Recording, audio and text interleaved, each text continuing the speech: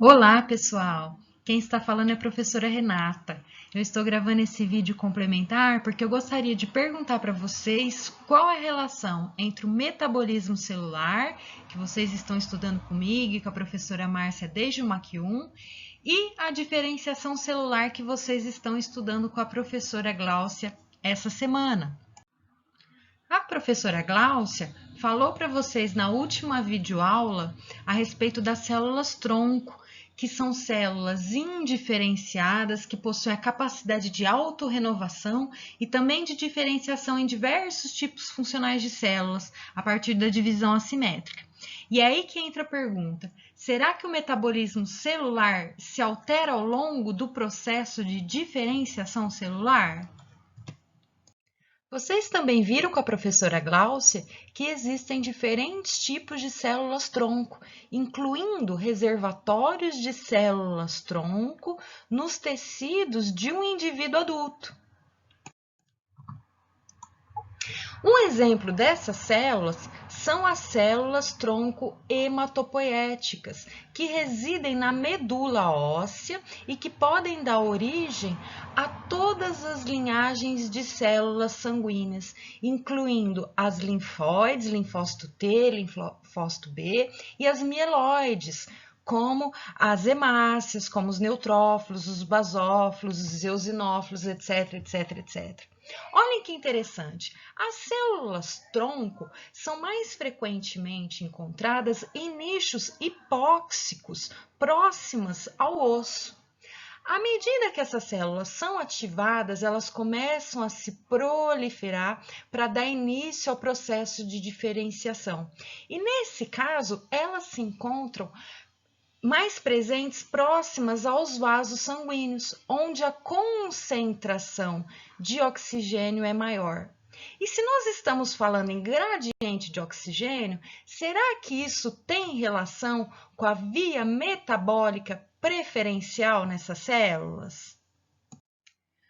Sim, nas células-tronco hematopoéticas, a via metabólica preferencial é a glicólise anaeróbica, com a formação do lactato, uma vez que a disponibilidade de oxigênio é baixa e as enzimas limitantes da via estão inibidas. Já nas células progenitoras, que são mais diferenciadas, o complexo da piruvato desidrogenase não está mais inibido. O piruvato é descarboxilado oxidativamente a acetil-CoA com destino ao ciclo de Krebs, cadeia respiratória, fosforilação oxidativa, ou seja, metabolismo aeróbico na mitocôndria. E qual seria uma boa razão para essa alteração no metabolismo predominante nessas células?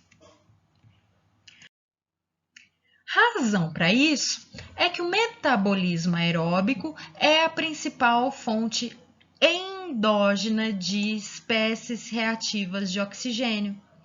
E quando ocorre a perda do equilíbrio entre a produção e a eliminação dessas espécies reativas de oxigênio, o que é chamado de estresse oxidativo, podem ocorrer danos em proteínas, lipídios, RNA e ao DNA. Além da fragmentação do DNA, as espécies reativas de oxigênio podem causar o mau funcionamento do sistema de reparo do DNA, que vocês estudaram, professor Gustavo, né? Então, a redução do consumo de oxigênio em células-tronco visa a proteção dessas células, do seu material genético, contra o estresse oxidativo.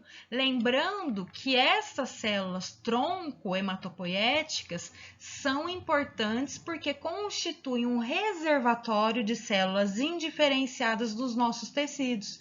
No caso das células tronco hematopoéticas, são elas que se diferenciam e que produzem todas as linhagens do sangue ao longo da nossa vida. Isso também é verdade para outro tipo de célula-tronco do adulto, que são as células-tronco mesenquimais, que também podem ser encontradas na medula óssea.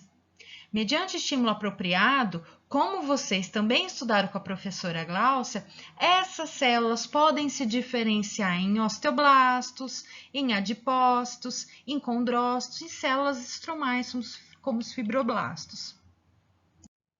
E olhem só que interessante. Em condições de hipóxia, a diferenciação dessas células-tronco mesenquimais no sentido da linhagem osteoblástica, ela está inibida. Por outro lado, a diferenciação no sentido da linhagem condrocitária, ela está estimulada.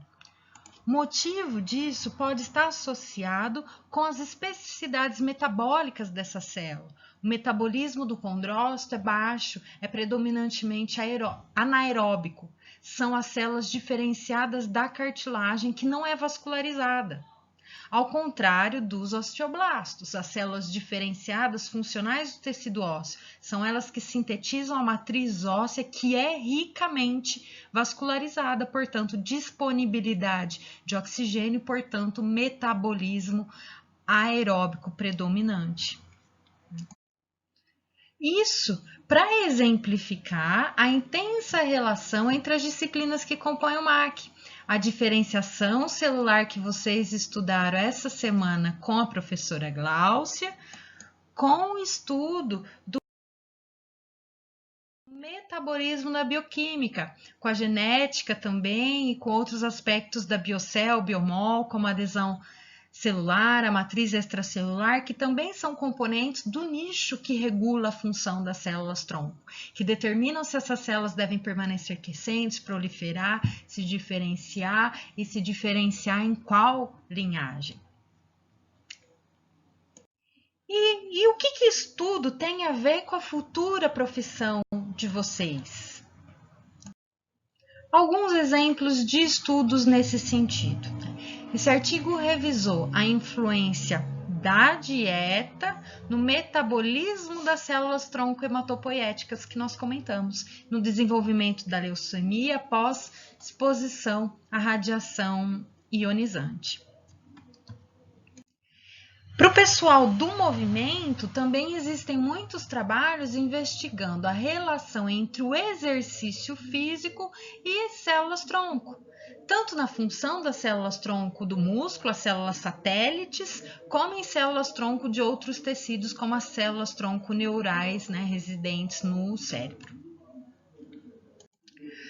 E falando em cérebro, saúde mental, existem propostas terapêuticas para abordagem de desordens cognitivas por meio da modulação da função de células-tronco.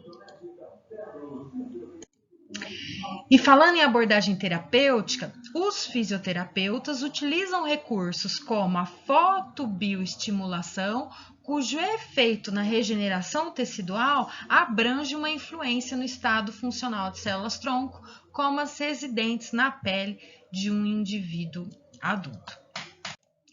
Eu agradeço a atenção de vocês nesse vídeo extra. Bons estudos!